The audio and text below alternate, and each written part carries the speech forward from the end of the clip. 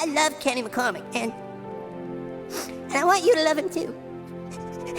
Welcome to WatchMojo, and today we're counting down our picks for the tear-inducing, sad, somber moments from South Park. There will be some spoilers, so here's your warning. But I'm all alone now. You are not alone. No matter where you go, no matter what you do, I will always be here. Do you understand? Number 20, Stan's outlook. Throughout this episode, Stan is feeling down. Instead of actually helping him with his depression, the diagnosis is Asperger's syndrome. Did we vaccinate Stan Marsh for the flu last year? We did. Uh-oh. I think he's got Asperger's. With the help of a Matrix-style vigilante group, he turns to alcohol so he can feel like he used to before everything turned crappy. He reaches a point where he accepts that change brings new opportunities. His newfound optimism is crushed when his parents tell him they're getting back together because sometimes it's better to stick with what you know. People get older, Stanley. And as you get older, you realize the best thing to do is just stick with what you know. Just when it seemed like he was going to start a new chapter, the moment is ripped away, and the only way Stan can cope is by taking a swig from a whiskey bottle before joining his friends. Number 19, Kenny's present. In order to improve the cultural reputation of South Park, the town decides to revamp a rundown district, branding it as Soda Sopa. Lots of cities are doing this. The area south of downtown South Park has always been the ugly eyesore of this town. But now, Soda Sopa is going to bring in the fresh new vibrancy that Whole Foods can't ignore. Kenny and his family are put at a real disadvantage by the gentrification of their neighborhood, as it makes things more expensive for them. So, Kenny goes out and gets a job at City Walk. Although he works hard, he isn't paid very much. At first, we don't know why he decided to go out and get a job. However, in the end, we see he used the money he earned to buy his sister a doll. Wow. This is mine? It's a surprising, sweet, and selfless gesture, and it brings a tear to your eye. Number 18, Whale Fall. At Sea Park, Kyle gets up close to the orca Jambu. It appears as though the killer whale can talk, but really it's just some employees messing with Kyle, who now believes Jambu wants to go to space. Someday, I wish that I could go up in space in a rocket ship. Why? Aren't you happy here? I try to be, but my dream is to one day blast off in a big rocket ship. The kids make it their mission to get Jambu to the moon so he can be reunited with his family on the moon. They take Jambu from the park and make their way to Mexico, where Jambu is launched to the moon. The boys celebrate a job well done, but in the closing shot, we see the whale has died on the moon's surface. We did it, guys. It wasn't easy, but we did a really amazing thing. Yeah, I feel pretty awesome right now. They had good intentions, but it's a grim fate for Jambu. Number 17, Cartman's Sacrifice. Following the COVID-19 pandemic, a lot has changed in South Park. Stan and Kyle have had a falling out, and Kenny has died. One of the bigger surprises is that Cartman has converted to Judaism, become a rabbi, and has a wife and kids. Is that, Yeah, that's Kyle, yeah. I'm sorry, honey, can you just give me a couple minutes? I just need a few more seconds with them and I'll be right out to the car. Oh, okay, I get it. Nice to meet you guys. Kyle certainly can't believe it and thinks it's some kind of ruse. Eventually, it's found out that Kenny was working on time travel to prevent the pandemic from happening. When Stan and Kyle want to undo their current timeline, Cartman opposes them since he's finally happy. I can't let him change the past. I can't lose you. Who knows what will happen, my love? Eric eventually relents and the past is changed. In the future of this new timeline, Cartman is bitter and misuses alcohol. The worst thing is, no one knows what he sacrificed. Number 16, Kip Loses a Friend. Kyle adds Kip Drorty as a friend on Facebook, which socially turns out to be a bad move as he soon starts to lose friends on the social media site. For Kip, Kyle's online friendship means everything to him as he's the only friend he has. I made a friend today! Kip, really? You did? Yeah! Oh, son, that's wonderful. What's his name? Kyle Broflovsky. He's a student, and his interests include video games and reading. Oh, is he a nice boy? Oh, he's the best, Mom. It's endearing how much joy Kip gets from the online relationship. Kyle, however, has to end being friends with Kip because he can no longer take the negative association with being attached to someone who only has one friend on Facebook. It's just so sad when Kip gets Kyle's message ending the friendship.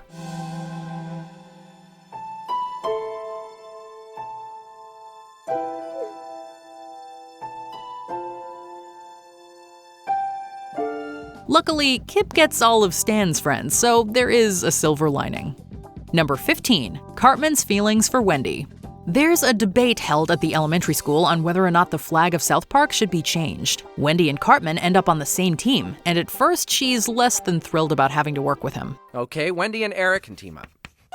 Through the course of working together, they start to discover that they have common interests, and a bond starts to form between them. Wendy even has a romantic dream about Eric. At the actual debate, she ends up kissing him to get her feelings out of her system. When she reveals that she no longer has any feelings for him, he plays it cool as you might expect. But once she leaves, we see how dejected he really is. All my feelings for you just vanished.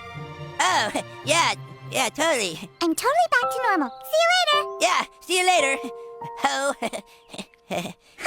Stan, wait up. Number 14. Twe and Craig break up. Twe and Craig are labeled as being in a relationship by other students at school. The two boys are adamant that they are not actually gay, but nearly everyone else in town is happy for them. We heard about Craig. We think it's just terrific. What about Craig? Thomas! I'm so glad that Craig is finally happy. Hey, it's Craig's dad, everybody!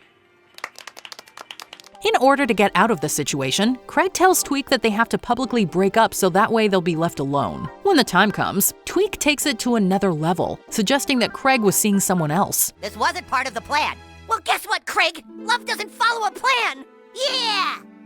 I was totally wrong about you. I opened myself up and let you in. But you've got spikes, man. You've got spikes.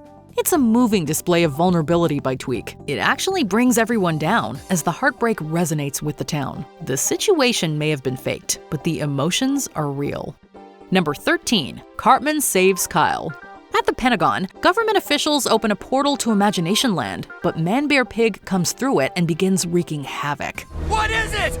It's like a half man, half bear, and half pig! In order to save everyone from the monster, the portal is reversed, but not before Man Bear Pig manages to grab Kyle. The resultant energy released from the portal shocks Kyle and leaves him unconscious and dying. Despite efforts to revive him, it looks like he's gone for good. Cartman, however, refuses to accept Kyle's fate, and in desperation tries to revive him. God damn it, Kyle! You never walked away from anything in your life! Now fight!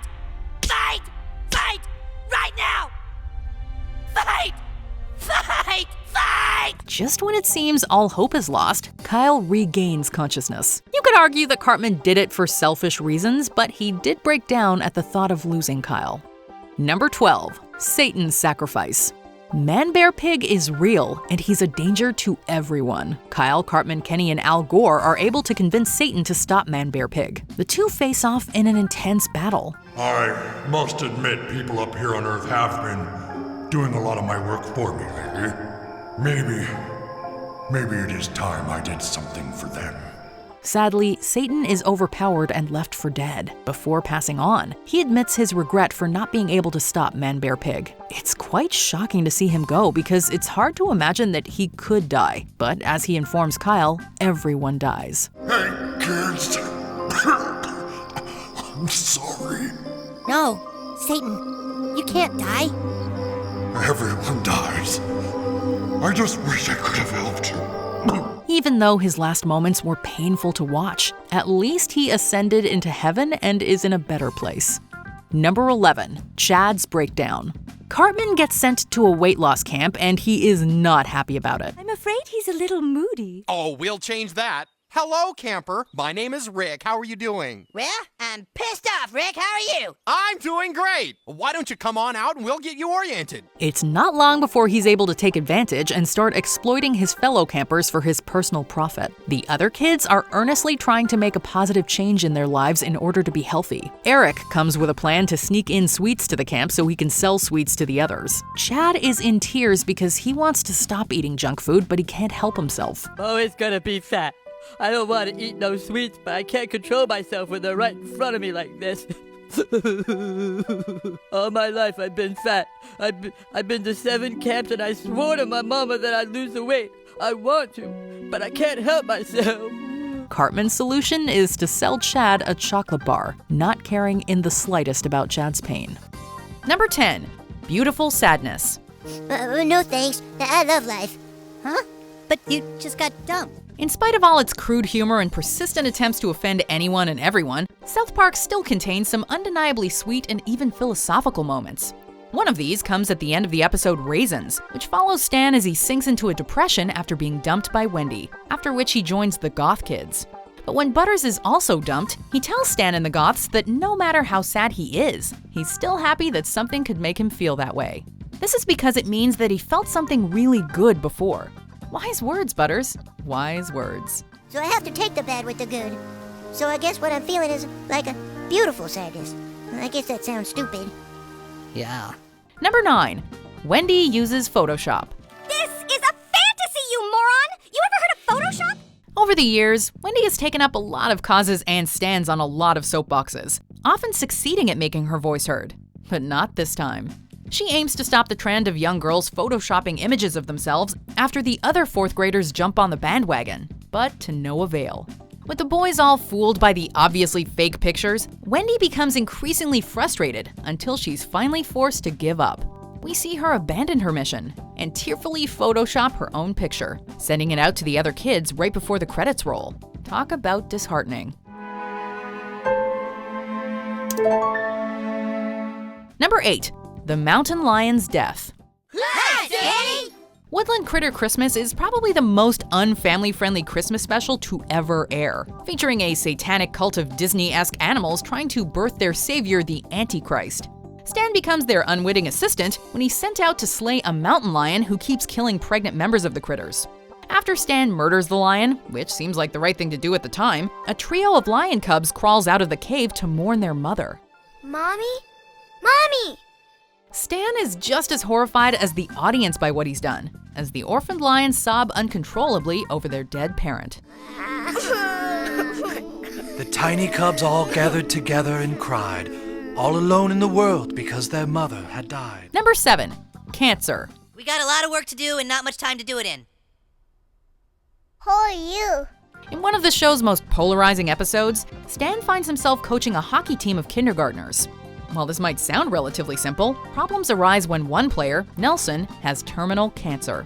Nelson's fate apparently hinges on the team, as he begs Stan to let him see them win just one match. Well then, will you just win for me? At the end of the episode, pro hockey team the Colorado Avalanche nobly step aside and let the kids finish their game against the Detroit Red Wings. Unfortunately, the Red Wings are just as brutal with the preschoolers as they were with the pro team. And Nelson, watching the game from his hospital bed, dies. Can you say bleak? No hope. No hope. Number 6. Butters' very own episode. All right, Mom. I'm all done wrapping Dad's anniversary present for you. Butters embodies the innocence and naivete you'd expect from a 4th grader. And while all the other boys get progressively jaded, he's largely remained the same old Butters.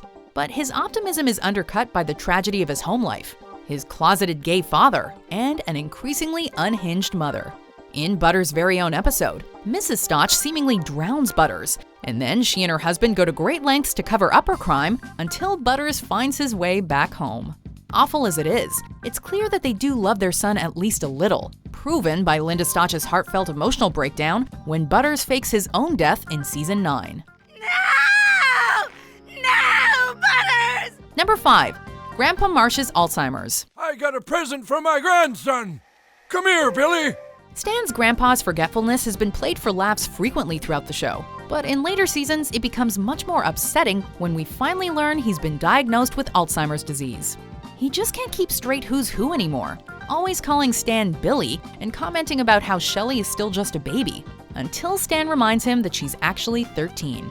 She's just a baby after all. She's not a baby, Grandpa. She's 13. But the most bittersweet moment comes in Cash for Gold when he reminisces about a dog named Patches that he once loved, but whose appearance he can no longer recall. Thought I'd always have the memory of her slobbering happy face. I can't remember what she looked like, Billy. So Stan gives him a framed photo of Patches and his younger self so he'll always remember. Talk about a tearjerker. Thank you, Billy. That means a lot. Number 4. Kenny and Karen. No, my babies! Don't take my babies! You're hurting my arm! My babies! Of the core cast, Kenny is the one whose home life we see the least of. Sadly, the McCormick kids are a lower priority to their parents than their substance use, which eventually results in the kids being taken away and fostered. Though it's hard on all three kids, it's the youngest Karen who suffers the most. She has a hard time at school and is neglected at home. In The Poor Kid, Kenny becomes Karen's guardian angel. Then, in a later episode, as we mentioned earlier, we see Kenny work tirelessly at City Walk, all to save up enough money to buy his sister a doll. Number 3. Chef's Death. When Isaac Hayes left the show after his Scientology entourage allegedly made a statement on his behalf following health issues, Parker and Stone were forced to find a way to write his beloved character Chef out of the episodes. They did this with an episode about Chef joining the Super Adventure Club, a cult-like group. While the boys try to rescue Chef from his brainwashing, the rope bridge he's crossing is struck by lightning and breaks, with Chef ending up impaled on a branch in the ravine below. He miraculously survives this, at least until a mountain lion and a grizzly bear show up and rip him brutally to pieces. Yeah, a brutal goodbye. Oh my god, they killed Chef. Number 2, the end of You're Getting Old. People get older, Randy. People grow apart. Meant to reflect Trey Parker and Matt Stone's own fears of getting older, Stan has an existential crisis when he turns 10. This leads to him thinking everything looks and sounds like shit, and his friends stop hanging out with him after he becomes such a bummer. Things only get worse when his parents fight and decide to get a divorce. Because I'm unhappy, okay? I've been unhappy for a long time. I'm unhappy too.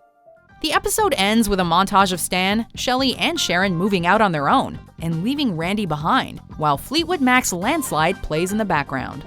Even more upsetting is the fact that this was a mid-season finale, meaning that fans had to wait months for a resolution. Before we continue, be sure to subscribe to our channel and ring the bell to get notified about our latest videos. You have the option to be notified for occasional videos or all of them. If you're on your phone, make sure you go into your settings and switch on notifications. Number 1. Kenny's death for real. Kenny can't die! Kenny can't die! Kenny has died a lot, but never quite like this. With the show looking to kill off a major character, Kenny was lined up for the chopping block after Parker and Stone said they were running out of original ideas for his many deaths. The result was an episode that directly tackles the loss of a close friend and its impact, especially on young children. Kenny's illness and deterioration are enough to move even Eric Cartman to tears, while Stan eventually refuses to visit Kenny anymore because it becomes too upsetting. I can't see him like that, Kyle. All those hoses and wires. He's a kid, dude. He's supposed to be running around and laughing. It actually looked like Kenny was gone for good, as he didn't appear again until the finale of the following season. Oh no. No. He just stopped breathing and it was over. But I didn't get to see him. What's your saddest South Park moment? Let us know in the comments. You changed something in me and I want to fix whatever's hurting you now. Did you enjoy this video? Check out these other clips from WatchMojo, and be sure to subscribe and ring the bell to be notified about our latest videos.